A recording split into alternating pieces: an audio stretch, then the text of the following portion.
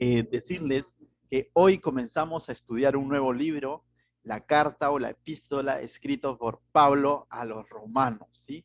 Pero a los romanos se refiere a los creyentes o a la iglesia que ya estaba en Roma, entonces. Pero no olvidemos, antes de comenzar este estudio, que la palabra de Dios es viva y eficaz, y ciertamente fue escrita para los hermanos que se encontraban en Roma en los tiempos de Pablo, aproximadamente entre el año 53 al año 58 después de Cristo, es decir, después de que Cristo fue crucificado 20 años después, cuando Pablo ya estaba terminando sus viajes misioneros, escribe esta carta a los hermanos de Roma, pero también es una carta escrita para ti y para mí, porque la palabra de Dios es viva y eficaz, ¿correcto?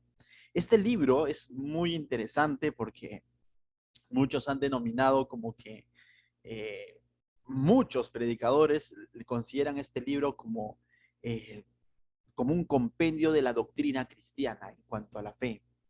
Ya es un compendio de la doctrina, la enseñanza cristiana en cuanto a la fe, y muchos hombres de Dios se han convertido incluso con pasajes que se encuentran registrados en la carta a los romanos. Para mencionar nada más algunos, por ejemplo, en el año 386, un hombre llamado Agustín, ¿ya? Quien estaba frustrado por su vida pecaminosa con Dios, en aquel entonces en el que la iglesia ya estaba en este punto en que la iglesia estaba perdiendo, por así decirlo, sus distintivos originales y se estaba de alguna manera amoldando a Roma. Hubo un hombre a quien Dios usó en su momento, a un hombre llamado Agustín, quien se encontró con un pasaje del libro de Romanos, ¿no? Y dice que fue justamente cuando él no le encontraba sentido a su vida y no sabía cómo salir de esa vida de pecado ante Dios. Entonces, Agustín en el año 386 se encuentra con el Romanos capítulo 13, verso 13 al 14 y lee lo siguiente. No en glatonerías y borracheras, no en lujurias y lascivias, no en contiendas y envidia, sino vestidos del Señor Jesucristo y no proveáis para los deseos de la carne. Y esto le impactó a este hombre, este texto de que decía que debe de dejar ese tipo de vida y continúa el texto, ¿no? Finalmente él termina entregando su vida a Cristo. ¿Te das cuenta? Años después, en el año 1513, otro hombre, monje católico aquel entonces, el famoso Martín Lutero, él era un maestro en la universidad, Martín Lutero, era un teólogo, ¿correcto? Y él enseñaba los salmos de David. Pero uno de los salmos que trajo inquietud al corazón de Lutero fue el Salmos 31, verso 1, donde dice, líbrame en tu justicia, ya que en aquel entonces Lutero buscaba ser librado en su propia justicia. ¿Y qué significa esto?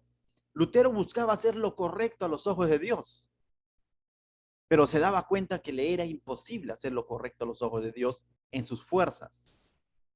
Y es por eso que él se topa con este Salmos 31 que inquieta su corazón, que decía, líbrame de tu justicia. Pero luego se encuentra con el pasaje de Romanos capítulo 1, verso 17, si no me equivoco. Dice, el cual dice que la justicia de Dios se revela por fe y por la fe, como está escrito, mas el justo por la fe vivirá. Y se da cuenta que la justicia no lo va a obtener en sus obras, en sus actos, sino que lo correcto a los ojos de Dios, la justicia que Dios está buscando, solo lo podemos adquirir mediante la ¿qué? La fe puesta en Jesucristo. Y esto impactó la vida de Lutero y hizo toda una reforma de religiosidades y de enseñanzas falsas que se habían introducido a la iglesia. Dios termina usando grandemente a Lutero, quien estaba frustrado en su búsqueda de Dios. Dios impactó su vida con el libro de Romanos. Años más adelante, en el año 1738, otro hombre dice que también estaba frustrado en sus viajes misioneros que él realizaba, no le iba bien, no resultaban como él se programaba, y de pronto estaba ya a punto de dejar el cristianismo o el servicio a Dios, porque estaba sirviendo a Dios en religiosidad. Entonces este hombre se toca también justamente con los comentarios de Martín Lutero en cuanto a Romanos 1:17 y cómo es que Romanos impactó su vida. Entonces este hombre acude al libro de Romanos y le encuentra sentido a su cristianismo y termina convirtiéndose al cristianismo, depositando su fe en Dios y descansando también de sus obras y dejando las cosas en las manos de Dios, y se convirtió en uno de los más grandes misioneros. Ese hombre es John Wesley, 1738. El libro de Romanos está mencionado solamente tres: Agustín, Martín Lutero, John Wesley, que hicieron grandes reformas en el cristianismo, devolviendo al pueblo de Dios a las escrituras, a la salvación solamente mediante la fe, tal como ellos fueron salvos o tal como ellos comprendieron la salvación. Entonces, mis hermanos, mi deseo es que el libro de Romanos pueda impactar tu vida. El libro de Romanos es uno de los libros donde más se menciona la palabra Dios, aproximadamente 153 veces se menciona la palabra Dios en el Nuevo Testamento, en el libro de Romanos. Entonces, el libro de Romanos se le conoce como el Evangelio de Pablo también, pero básicamente el centro del libro de Romanos es Jesucristo, o la fe en Jesucristo. Ese es el centro o el tema principal del libro de Romanos. Por eso que algunos los conocen como un compendio de la doctrina cristiana, la salvación mediante la fe, ¿correcto? Entonces nosotros vamos a comenzar a estudiar este libro y yo te animo a que te acerques a la palabra de Dios justamente con esa disposición de decirle: Señor, transforma mi vida, Señor, háblame. Dios te va a hablar a través del libro de Romanos y vamos a dividirlo en dos partes, del capítulo 1 hasta el capítulo 11. El libro de Romanos, o Pablo, que es el autor, te estoy adelantando quién es el autor, nos va a mostrar básicamente qué es la fe, en qué creer. Y para mostrarnos qué es la fe y en qué creer, para qué sirve la fe, nos va a mostrar primero el problema, el pecado de la humanidad o del hombre. Luego nos va a mostrar el perdón de este pecado mediante Jesucristo. Luego nos va a mostrar la libertad de las garras del pecado. Luego nos va a mostrar nuestro pasado, nuestro presente y nuestro futuro, cuando depositamos nuestra fe en Dios. Y del capítulo 12 al capítulo 16, es decir, hasta terminar, Pablo, a través de esta carta, una vez que ha enseñado en cuanto a la verdadera fe, lo que va a hacer del capítulo 12 en adelante es, va a demandar cómo debemos de comportarnos si decimos que hemos creído, cómo debe de ser el comportamiento del creyente. Entonces, la primera parte, los primeros 11 capítulos, básicamente nos van a hablar de la fe en Jesucristo. Y los últimos capítulos nos van a hablar de cómo debe de ser nuestro comportamiento si decimos que hemos creído en Jesucristo. Muy bien, entonces bienvenidos a este nuevo estudio de la Biblia, del libro de Romanos. Entonces vamos a ir a nuestras Biblias, capítulo 1. Rápidamente nos vamos al capítulo 1. Si tú tienes ahí tu Biblia, vamos a leerlo, pero antes de eso vamos a orar. Padre mío, te doy gracias, Señor, esta mañana, Señor, porque nos permites comenzar un nuevo libro, un nuevo estudio, Señor, de tu palabra. Seas tú, Señor, tu Santo Espíritu, guiándonos, Señor, domingo tras domingo, Señor, para que seamos fieles y leales a tu palabra, Señor, y dispongamos nuestros corazones para que tú nos hables, mi Dios. En el nombre de Jesús, amén. El capítulo 1 comienza diciendo Pablo, ¿no? Y es por eso que te decía que el autor es Pablo. De pronto, si tú comparas las cartas de Pablo, enviada a Timoteo, a Filipenses, a Gálatas y todo lo demás, tiene una estructura diferente a esta carta. ¿Por qué? Porque las otras cartas fueron enviadas a una iglesia específica y hablan de la iglesia, mientras que esta carta Pablo la escribió a los hermanos que estaban en Roma, pero específicamente Pablo va a hacer toda una teología en cuanto a la fe en Jesucristo. De tal manera que esta carta también se le conoce como una carta universal, es para todo creyente. Y va a hablar sobre todo como tema principal Jesucristo, la fe en Jesucristo. ¿Cuándo le escribió? Es la pregunta, ¿no? ¿Por qué de pronto decimos que Pablo le escribió? No solamente porque la carta dice Pablo, siervo de Jesucristo, sino que él le escribió. Y ustedes y nosotros que estamos fresquitos con el libro de Hechos, podemos recordar brevemente cómo es que Pablo en Hechos capítulo 19, verso 21, anótalo si estás anotando, si tú sueles tomar apunte. Entonces dice en Hechos capítulo 19, verso 21, la Biblia nos dice que Pablo se dispone, ¿no? Cuando está en Éfeso, porque en Hechos capítulo 19, verso 21, él estaba en Éfeso, donde había un gran avivamiento, él se dispone, dice, ir a dónde? A Jerusalén pero primero tenía que pasar por la región de Macedonia y Acaya. Y tú dices, Macedonia, ¿qué es? El lugar donde se encontraban, por ejemplo, las iglesias de Filipos. ¿Y Acaya cuál es? Acaya tenía como capital Corinto, ¿no? Entonces, justamente él se dispone ir ¿a dónde? A Jerusalén y luego a Roma, pero primero iba a pasar ¿por dónde? Por Filipos y por Corinto, o por Macedonia y la región de Acaya, ¿no? Eso es lo que él se dispone, se propone. Ya en el capítulo 20 del libro de Hechos, verso 1, vemos que ciertamente Pablo termina yendo a estos lugares. Lo voy a leer ya. Dice, capítulo 20, verso 1, dice, después que cesó el alboroto, hubo un alboroto en Éfeso, ¿se acuerdan? Tuvo un alboroto porque quemaron sus libros, sus templecillos y todo lo demás que de la hechicería habían quemado, hubo un alboroto, ¿no? Después de ese alboroto, dice, después que cesó el alboroto, llamó Pablo a los discípulos y habiéndolos exhortado y abrazó, se despidió. Salió para ir a Macedonia, donde estaba Filipos, después de recorrer aquellas regiones y de exhortarles con abundancia de palabras, llegó a Grecia. Justamente Acaya se encontraba en esta región de Grecia antigua, ¿no?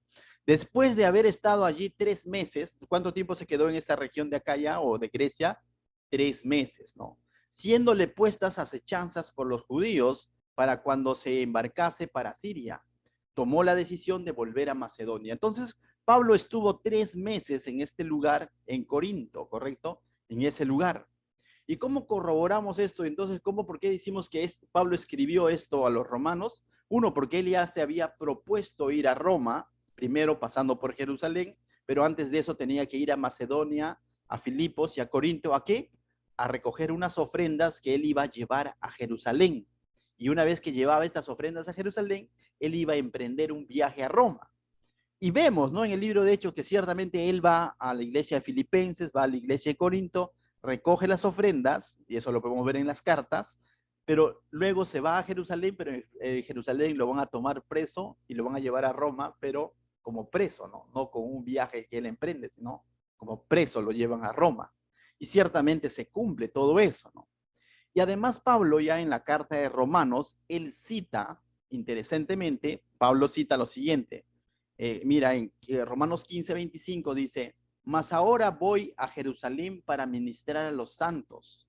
Pablo está escribiendo desde un lugar donde está 3 meses en este lugar, está escribiendo esta carta de Romanos. Entonces, ¿cuándo lo escribió? Antes de ir a Roma. Cuando él se había dispuesto a ir a Roma, él decide enviar una carta a los hermanos que estaban en Roma. Y tú dices, ¿y cómo es que Pablo conocía a los hermanos de Roma?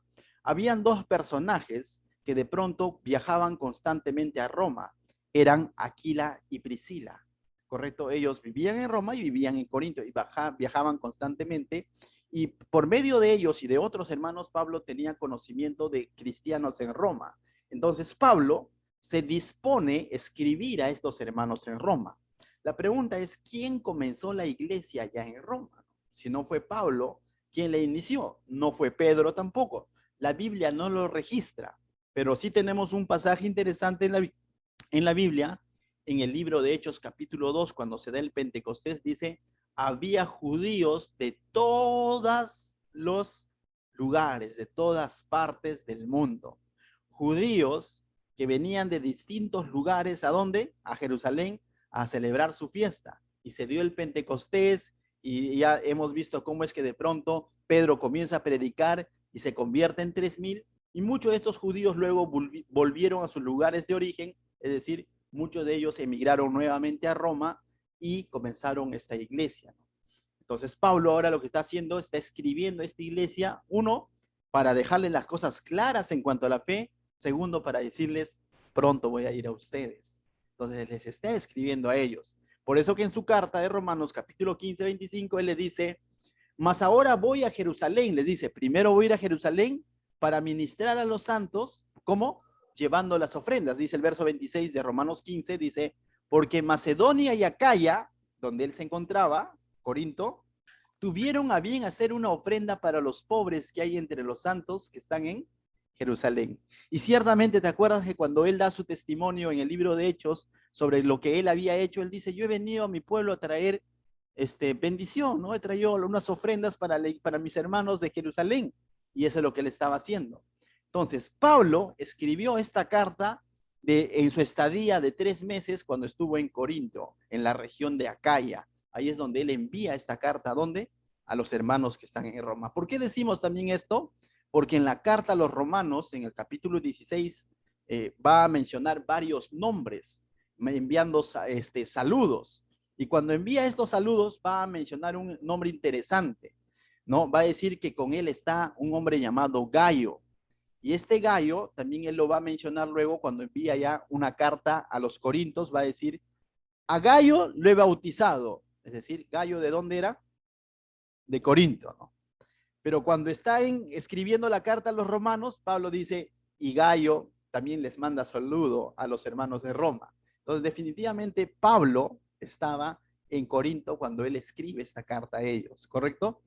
Y cuando estaba en Corinto, cuando ya era finalizando su último viaje misionero, su tercer viaje misionero, ya cuando Pablo está terminando sus viajes misioneros, ahí es donde ya 20 años después de que Dios lo ha llamado, ¿no? Por eso que en la carta de los romanos vemos toda una sabiduría divina de parte de Dios y cómo es que Pablo con toda autoridad y contundencia enseña en cuanto a la fe en Jesucristo, ¿no? Entonces, mis hermanos, ese es más o menos el contexto en el que fue escrito esta carta. Ahora sí, vayamos rápidamente al verso 1. Pablo, siervo de Jesucristo, llamado a ser apóstol, apartado para el evangelio de Dios. Nos podríamos pasar toda esta mañana solamente reflexionando sobre este versículo. Comienza diciendo, Pablo se presenta, se introduce a los cristianos de Roma. No le está escribiendo a todos los romanos ciudadanos, sino a los cristianos de Roma. Y mira lo que le dice, Pablo, siervo de Jesucristo, llamado a ser apóstol, apartado para el evangelio. ¿Sabes qué significa la palabra Pablo? El nombre Pablo significa pequeñito. Pero Pablo en su vieja vida era un hombre grande en el sentido de grandeza, en el sentido de sabiduría, de autoridad.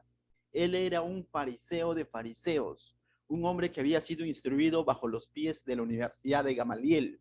Es decir, era un hombre muy conocedor, con poder, tenía autoridad, era parte o miembro del Sanedrín judío. Entonces, Pablo tenía doble nacionalidad, judía y romana. Pablo hablaba doble idioma, hebreo y griego. Entonces, Pablo, en su vieja vida, él era un hombre prominente, un hombre muy capacitado en su vieja vida. Pero sin embargo, cuando ahora se presenta a los hermanos de Roma, no usa ese nombre llamado Saulo, el fariseo de fariseos, sino usa su nueva condición, su nuevo nombre que Dios le había puesto o que Jesucristo le había puesto. ¿Qué cosa? Pequeñito. Porque es así como él se veía frente a su Señor. Es así como él se veía frente a Jesucristo. Pequeñito, un pequeño siervo de Dios. No es un gran siervo, es un pequeño siervo de Dios. Mauricia levantó la mano, disculpa. O estaba saludando, creo. Muy bien, continuamos entonces. Sí, entonces él se presenta así, como pequeñito. Y es interesante, ¿no? Él así es como se ve frente a su Señor. No está haciendo alarde de su pasado, no está haciendo alarde de su currículum, sino simplemente se está identificando como pequeñito, un pequeño siervo de Dios. Ese es Pablo. Desde la actitud que él muestra en el momento de presentarse podemos ver su humildad. Ya en sus cartas él va a explicar esto, va a decir que todo antes de Cristo, todo lo que él era, lo ve por pérdida, lo ve por basura frente a su conocimiento de Cristo. Hoy en día vivimos tiempos donde la gente hace alarde de lo que tiene, de lo que sabe, de lo que conoce, de sus estudios, y eso tiene una explicación. ¿Cómo se le puede decir a la persona que hace alarde de esas cosas? Orgullosa, prepotente. Y vemos aquí un ejemplo en Pablo, un ejemplo contrario a eso, humildad. Muchas veces el cristiano también cae en el error de usar términos bíblicos, pero para hacer alarde de su yo. Soy un hijo de Dios. Mira la forma como lo digo. Ciertamente somos hijos de Dios, pero adoptados por misericordia. No que lo hayamos alcanzado, no que lo hayamos obtenido. Soy un hijo de Dios por gracia y misericordia de Dios. Soy un hijo de Dios, por eso me merezco tal cosa, porque mi Señor, ten cuidado, ¿cuándo hemos merecido algo? Romanos nos va a enseñar que la paga de nuestro pecado es muerte, pero que la dádiva de Dios es vida eterna en Cristo Jesús, Señor nuestro. Es un regalo de Dios que seamos sus hijos. Entonces, mis hermanos, podemos ver desde el comienzo cómo es que Pablo se identifica, pero mira lo que dice ahora. La segunda palabra o frase que él utiliza para presentarse a los hermanos de Roma es siervo de Jesucristo. La palabra siervo de Jesucristo en griego, esta palabra siervo significa doulos o doulos. Y la palabra doulos o doulos es esclavo por amor, con completa devoción y absoluta devoción a Dios. Ese es ser un siervo de Jesucristo. Esclavo por amor, no por imposición. Había dos tipos de esclavos.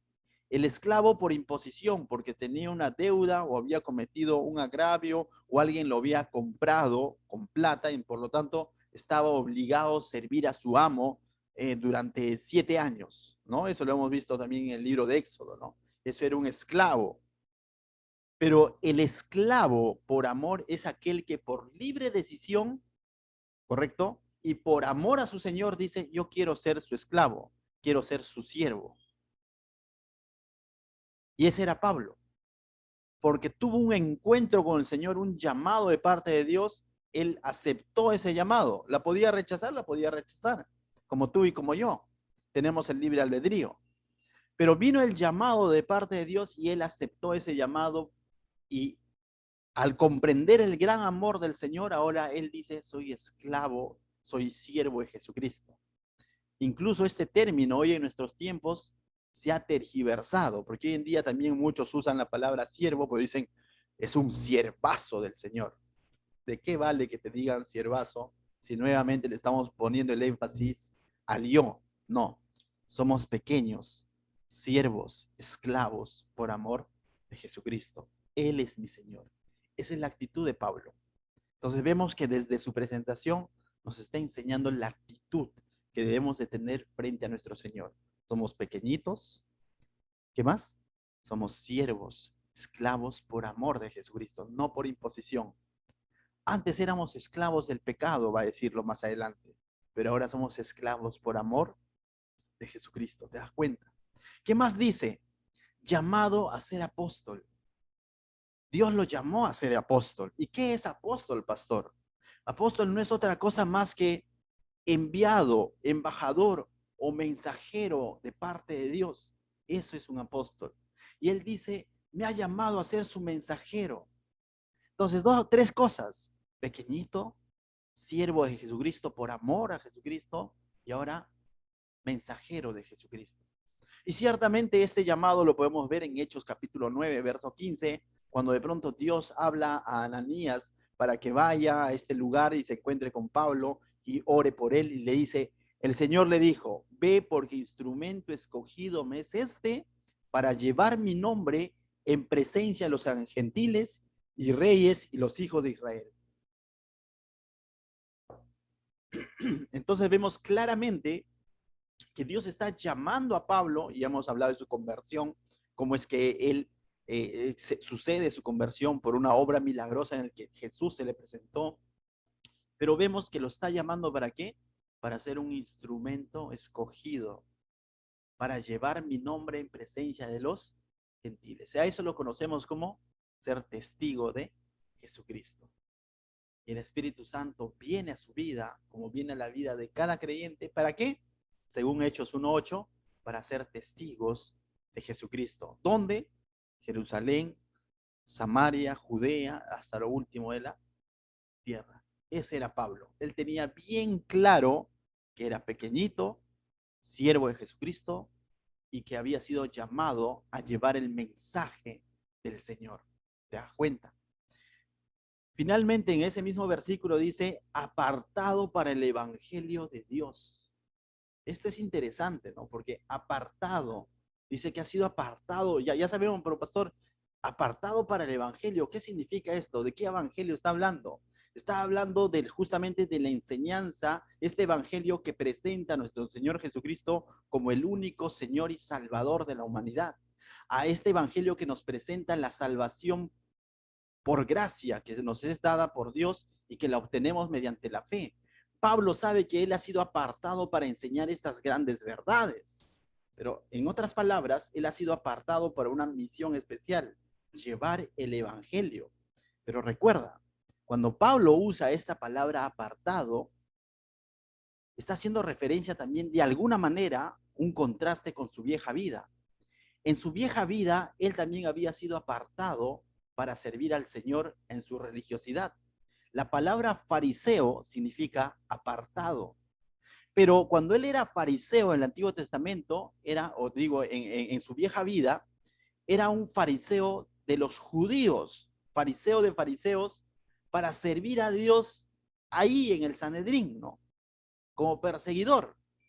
La religiosidad lo había apartado para ello.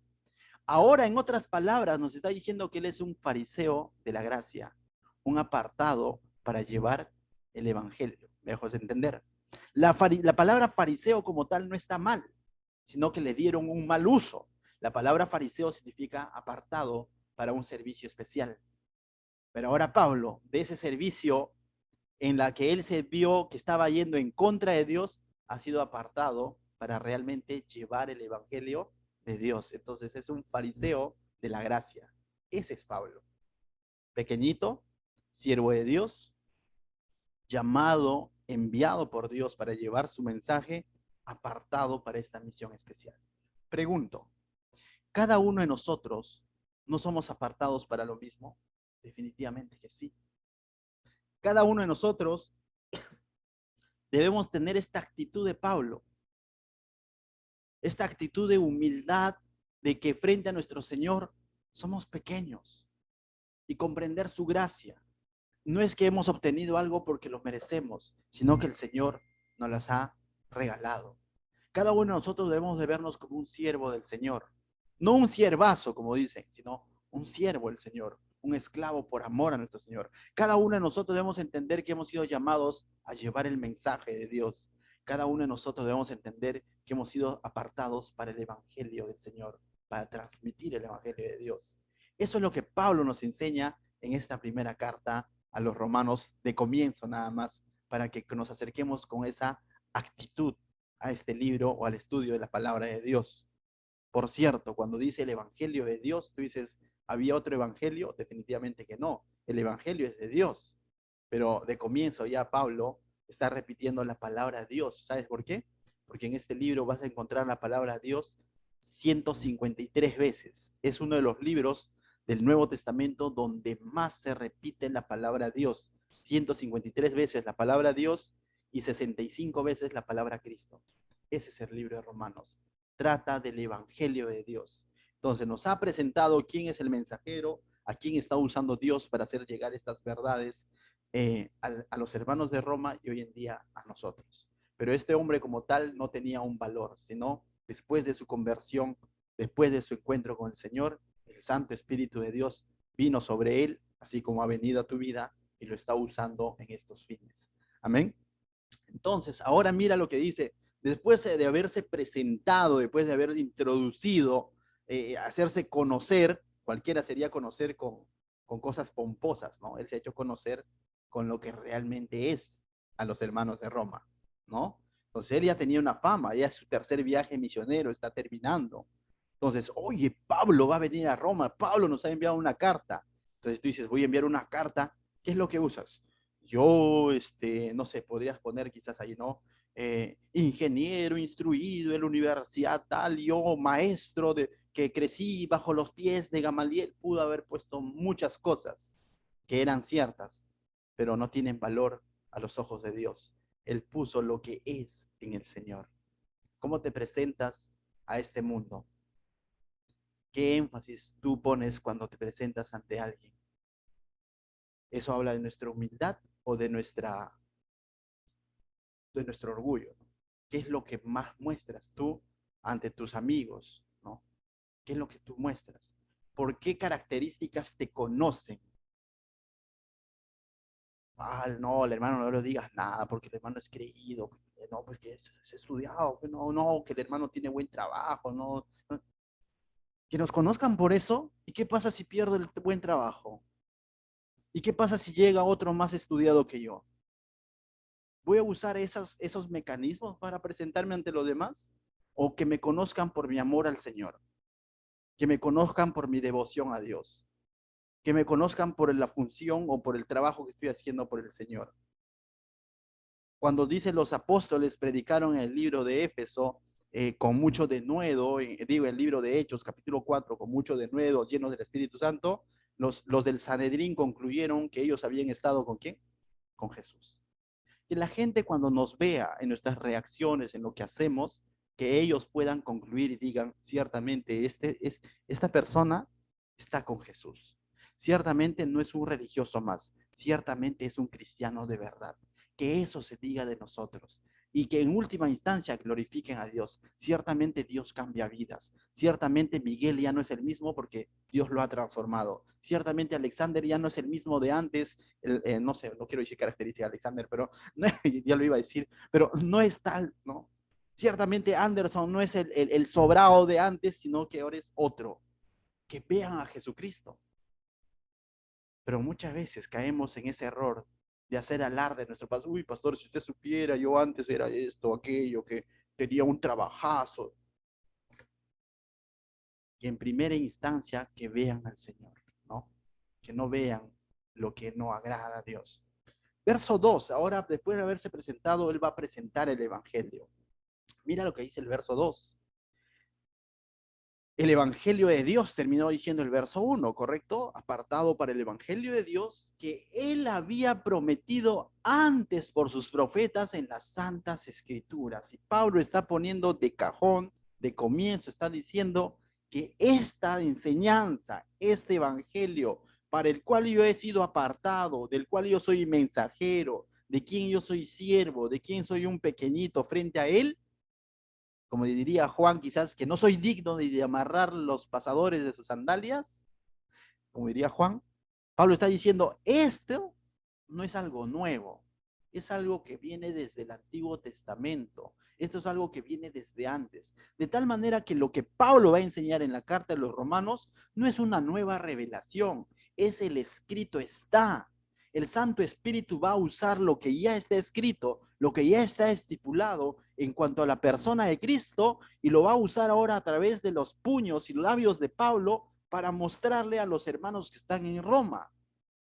No es algo nuevo que está enseñando Pablo, es algo que ya había sido enunciado, dice, prometido antes por los profetas en las santas escrituras. Pablo no está trayéndote una nueva doctrina, una nueva revelación. Él está siendo leal a lo que Dios ya había hablado desde el Antiguo Testamento. La salvación mediante la fe, no por obras. A esa fe la que tuvo que tener Abraham, a esa fe la que tuvo que tener Abel. Esa misma fe, de esa misma fe nos va a hablar. Sino que ellos veían al Mesías siempre hacia adelante, como una promesa. Nosotros vemos al Mesías hacia atrás, como algo que ya vino en una cruz y murió por ti y por mí. Se podría decir que tenemos ventaja, porque tenemos evidencia clara de que el Mesías vino y hubo evidencia clara de que él entregó su vida por ti y por mí. Pero estamos hablando del mismo Cristo. El mismo Cristo que fue anunciado en el Antiguo Testamento es el mismo Cristo del cual está hablando ahora Pablo, del cual hablaban, dice, las santas escrituras. Entonces, mis hermanos, verso 3 dice, ¿acerca de quién? ¿De quién hablaban las escrituras? Acerca de su Hijo, nuestro Señor Jesucristo, que era del linaje de David según la carne. Y nos está mostrando de quién va a hablar, dice, de la persona de Jesucristo. Nuestro Señor lo llama aquí Pablo, ¿no? Nuestro Señor Jesucristo. Y este va a ser el centro de la carta de Romanos, nuestra fe en el Señor Jesucristo. Y de él está hablando. Ese es el centro del cristianismo. El centro del cristianismo no es un estándar de valores, que nosotros vestimos de tal manera, o los cultos tienen que ser así o asá. El centro del cristianismo no es de que la iglesia tiene que ser así, se tiene que cantar tales tipos de canciones, o cosas como esas, ¿no? Eso no es el centro del cristianismo. El centro del cristianismo tiene que ser la persona, el señorío de Cristo. Por eso que no nos vamos a cansar de decir desde este lugar que la única cabeza de la verdadera iglesia, el Señor, es el Señor Jesucristo. Valga la redundancia. No es un personaje más, no es Pablo, no es Pedro, no es una catedral, no es un papa, sino es Jesucristo. Él es el centro del cristianismo. De él hablaban las escrituras, de la fe en él se trata el libro de Romanos y de él va a hablar Pablo. ¿Me dejo entender? ¿Quién es el centro de tu vida, mis hermanos, en este momento? ¿Tus finanzas? ¿Tu yo? ¿Tu familia? No parece tan ofensivo cuando decimos familia, pero ¿quién es el centro de tu corazón? ¿Quién es el centro de tu vida? ¿Tu religión? ¿Tu tradición? Para muchas personas, el centro de su vida es su tradición. No pueden ser desleales a su tradición. Es que mis padres han sido así. ¿Has escuchado? Para muchos el centro de su vida es su trabajo. Pastor, en mi trabajo yo siempre he llegado puntual y no está mal, pero no puede ser el centro de tu vida. No, para mí el centro de mi vida, la razón de mi existencia es mi esposa Sofía. No, es Dios, es Cristo, porque entiendo que es Cristo lo que me ha dado esa esposa, es Cristo el que me ha dado esa familia, es Cristo el que me ha provisto de ese trabajo. Entonces, no puedo convertir la añadidura en mi centro. No puedo convertir la añadidura en la prioridad de mi vida, sino buscar el reino de Dios y su justicia, es decir, a Jesucristo, su persona, es la que tiene que ser centro de mi vida. Y Pablo lo presenta como tal. De él hablaban las escrituras, a él habían prometido los profetas, a nuestro Señor Jesucristo, el Hijo de Dios, está diciéndonos, y todavía para entrar y contextualizar, está diciendo que era del linaje de David, es decir, está hablando de una evidencia de la humanidad de Jesús, de que él se hizo hombre, fue prometido y vino del linaje de David. José y María, lo dicen los evangelios, que vienen del linaje de David, de la tribu de Judá. Verso 4, que fue declarado hijo de Dios, pero no solo viene del linaje de David, no solamente está hablando de la humanidad de Jesús, sino también nos está hablando de la deidad de Jesús. ¿Por qué digo que nos está hablando de la deidad de Jesús? Porque claramente dice que fue declarado hijo de Dios. Y esto nos remonta al Evangelio, ¿no? Donde vemos que claramente cuando Jesús es bautizado, una voz del cielo diciendo, este es mi hijo amado en quien tengo complacencia. Jesús es el Hijo de Dios. Jesús es Dios. Amén. Entonces, podemos ver claramente que Pablo de comienzo nos está presentando a Jesucristo no como algo nuevo, sino como algo prometido de quien hablaban las escrituras. Nos está presentando a Jesucristo su humanidad para poder comprenderla y nos está presentando también la deidad de Jesús. Pero no solo eso, mira, según el Espíritu de Santidad, dice, por la resurrección de entre los muertos. Fue declarado Hijo de Dios con poder, según el Espíritu de Santidad, por la resurrección entre los muertos. ¿Cuál fue la mayor evidencia de que Jesucristo es el Hijo de Dios? No solamente fue su bautismo, como muchas veces recordamos. Porque en el bautismo, ¿cuánto hubo? ¿100, 1000 personas? ¿O solo Juan escuchó la voz? Y el resto no sabemos. Pero ¿sabes qué? Pero en su resurrección hubo evidencia clara de que él era el Hijo de Dios, porque los dolores de la muerte no lo pudieron contener. La resurrección de Jesucristo es evidencia clara de que él es el Hijo de Dios, de que en él no había pecado. Y aunque se hizo hombre, murió en una cruz, pero siendo Dios, resucitó al tercer día. Y eso es lo que nos está mostrando. Fue declarado Hijo de Dios, ¿cuándo? Por la resurrección entre los muertos. Se hizo una declaración pública. Él es mi hijo, por eso está resucitando. Y con toda convicción ahora, te dice el Señor, él siendo la primicia de la resurrección o la primicia entre los muertos, es decir, siendo el primero, no fue Lázaro, No fueron otros del Antiguo Testamento que también resucitaron porque ellos volvieron a morir.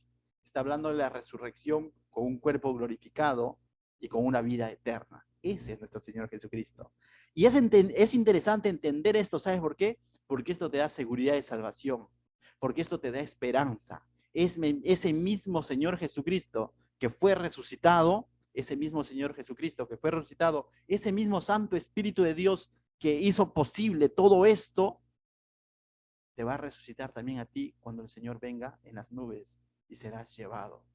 Porque si Él no hubiera resucitado, ¿tú creerías en la resurrección? ¿Cómo creeríamos? Pero Él, siendo la primicia de la resurrección, nos muestra la evidencia más clara de que lo que Él ha prometido de la vida eterna es 100% cierto. Me dejo entender. Tenemos esperanza. Ese es nuestro Señor Jesucristo, el Hijo de Dios. ¿Te das cuenta que la carta de Romanos prácticamente está centrada en Jesucristo? Verso 5 dice, ¿y por quién recibimos la gracia y el apostolado? Y ahora Pablo dice, por él, resucitado, el Hijo de Dios, aquí en su carta a los Corintios va a decir que se presentó a 500 personas y muchos de ellos estaban vivos, como para desmentirlo o dar credibilidad a esto, dice, y muchos de ellos están vivos todavía ahora andando, que lo han visto resucitado.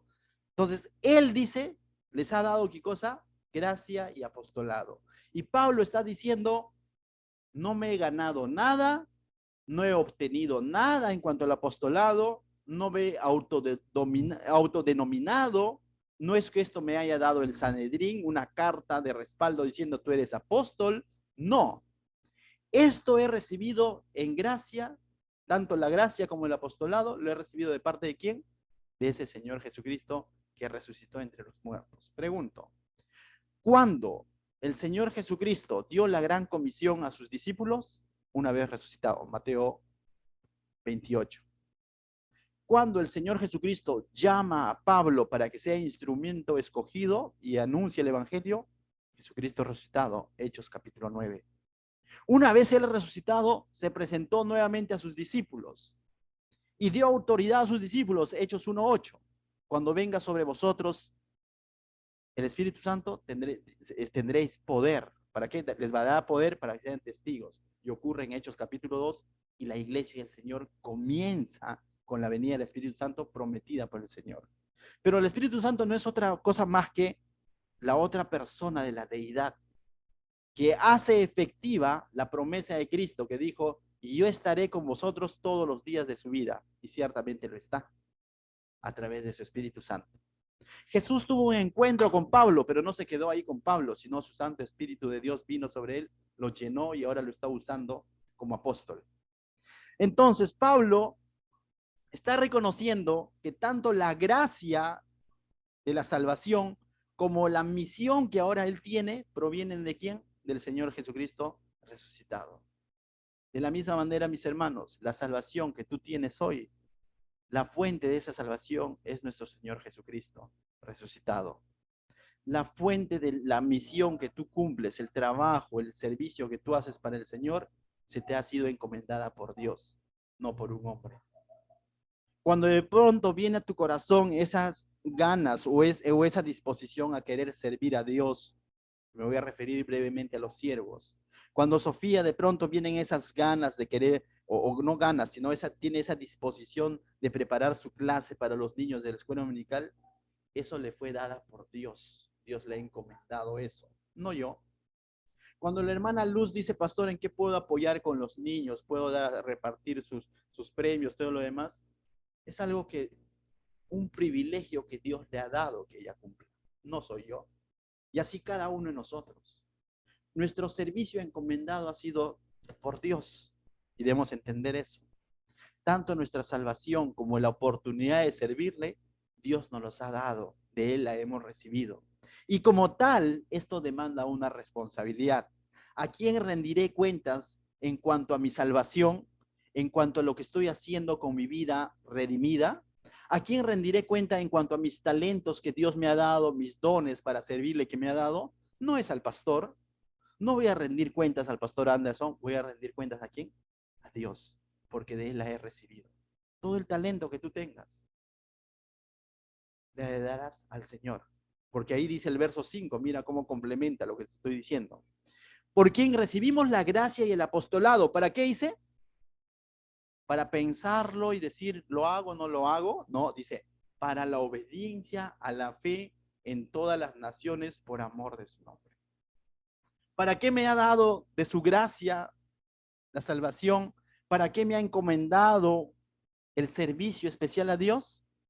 Para obedecerla en fe, para ser obediente a mi fe, para decir que si yo he creído en Él como mi Señor y Salvador, si yo estoy creyendo que Él ha tenido gracia y me ha salvado por gracia y me ha encomendado un rol, no es para pensarlo o para decir, a ver Dios, voy a ver qué hago, sino es para obedecerla, dice Pablo, para la obediencia a la fe.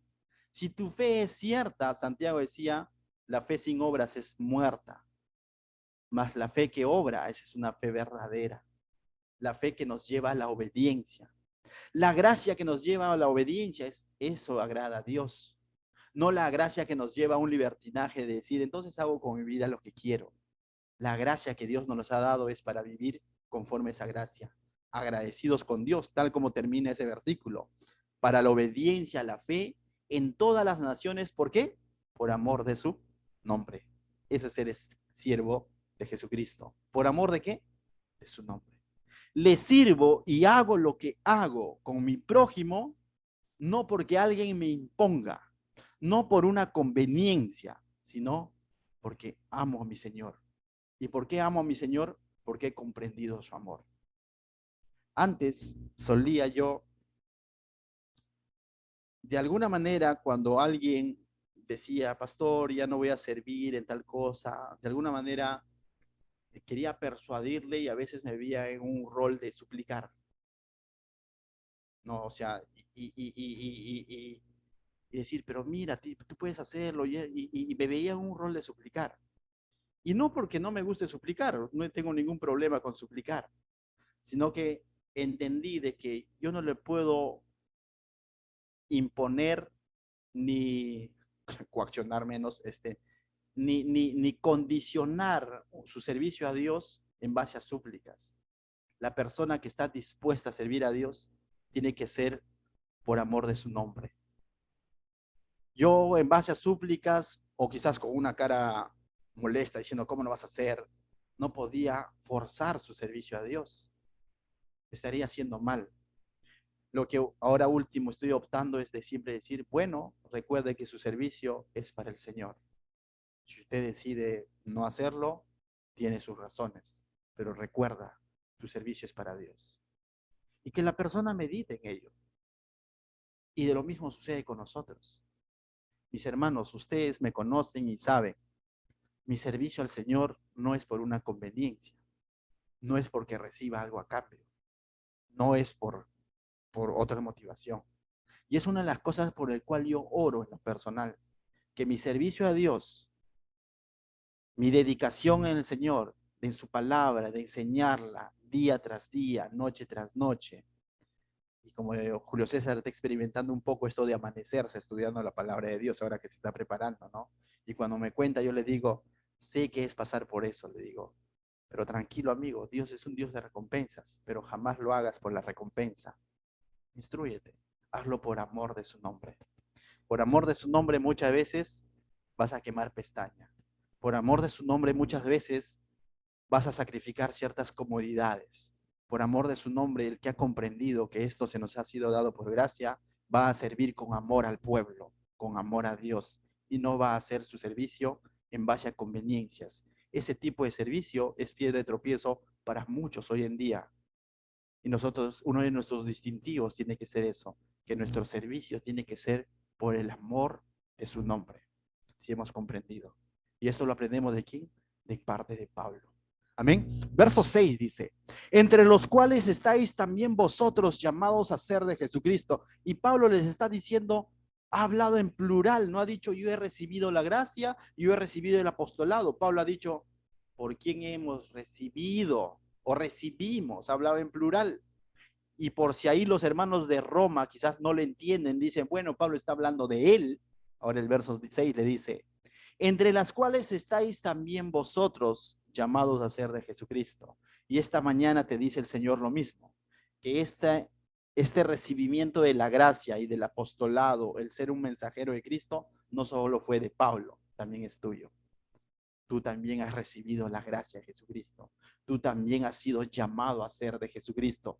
Tú también has sido llamado a ser un pequeñito en el Señor. Tú también has sido llamado a ser un siervo del Señor. Tú también has sido llamado a ser un mensajero de Jesucristo.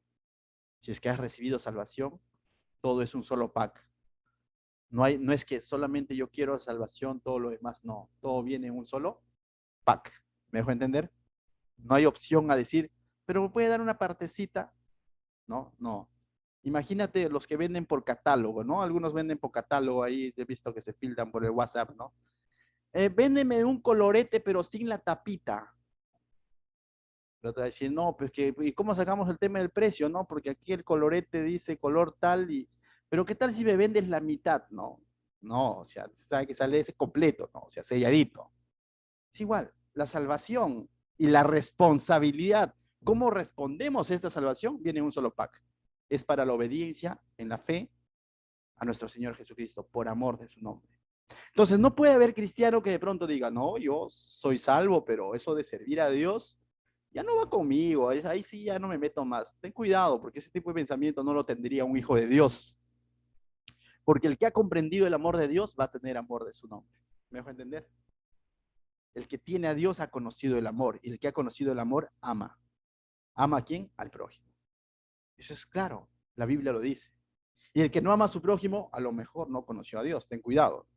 Entonces hay que hacer cambios. Entonces dice verso 6, no, bueno, 7, y con esto terminamos. A todos los que estáis en Roma, amados de Dios, llamados a ser santos, y vuelve a recordarles que ellos han sido amados por Dios y han sido llamados a ser ¿qué? Santos, apartados para Dios. Y esta mañana el Señor también te recuerda a ti que has sido amado por Dios y has sido apartado para Dios. Eso es lo que significa la palabra santo. Tu vida ha sido apartada para Dios. Estamos en este mundo, pero ya no somos de este mundo. Gracia y paz para vosotros, de Dios nuestro Padre y del Señor Jesucristo. Y esta palabra gracia y paz es un saludo, una mezcla de un saludo griego y un saludo hebreo. En el saludo griego, la iglesia usaba la palabra gracia, porque habían comprendido la gracia. Y en el saludo hebreo, en el Antiguo Testamento, se utilizaba la paz de Dios esté contigo, es decir, estés en buena relación con Dios. De tal manera que Pablo fusiona estas dos y va a ser, casi todos los apóstoles van a usar este saludo, gracia y paz. Y no es un deseo para la iglesia, para los cristianos, esto no es un deseo de Pablo diciendo que la gracia y la paz de Dios esté contigo, no, está contigo. Si tú tienes a Jesucristo, has experimentado su gracia. Si tú tienes a Jesucristo, has experimentado lo que es vivir en paz con Dios. Ya no hay luchas en tu corazón de querer ganar el cielo. El Señor Jesucristo ya te lo ha dado todo. Si Él no lo escatimó a su propio Hijo, Pablo va a decir más adelante, ¿cómo no nos dará todas las demás cosas? En Cristo hemos hallado la paz con Dios. Nos hemos sido reconciliados con Dios. Esto es una realidad en tu vida. No te sobrecargues. Si tú tienes a Jesucristo, su gracia lo has experimentado y estás en paz con Dios. Y Pablo se los recuerda esto a quién? A los hermanos de Roma.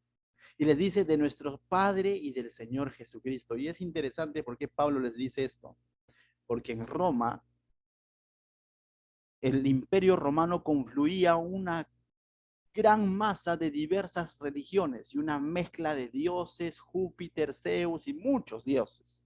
Eso era parte del imperio romano. Y Pablo les deja bien claro que la gracia y paz del cual él se está refiriendo es el Padre del antiguo, del cual hablaba el Antiguo Testamento, y el Señor de Jesucristo, a quien exalta el nuevo pacto.